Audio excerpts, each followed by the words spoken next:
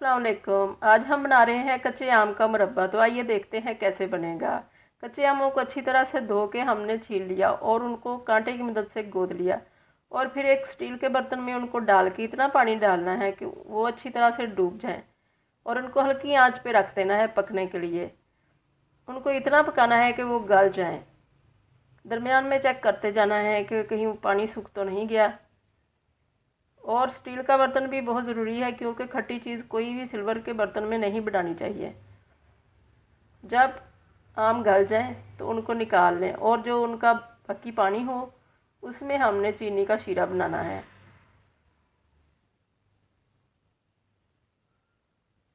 जितने आम हैं उतनी ही हमने चीनी लेनी है, यानी कि आमों के हम वज़न चीनी होगी। इसको अच्छी तरह से इसी पानी में डिज़ोल्व कर लेना है हल्की आंच पे।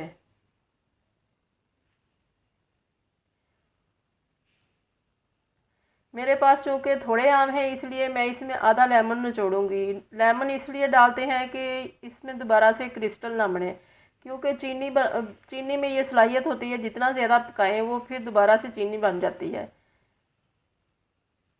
तो लेमन निचोड़ने से ये जो शीरा है वो जमेगा नहीं। अगर आपके पास लेमन नहीं है तो फिर आप टाटरी भी थोड़ी सी डाल सकते हैं, मसलन एक चुटकी।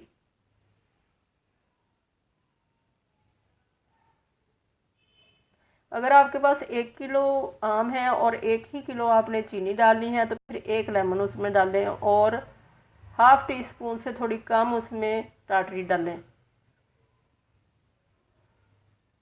शीरे में आम डालने के बाद उनको हल्की आंच पे 5 मिनट के लिए रखिए और बाद में उसको डिश आउट कर लीजिए और ये खाने के लिए तैयार है।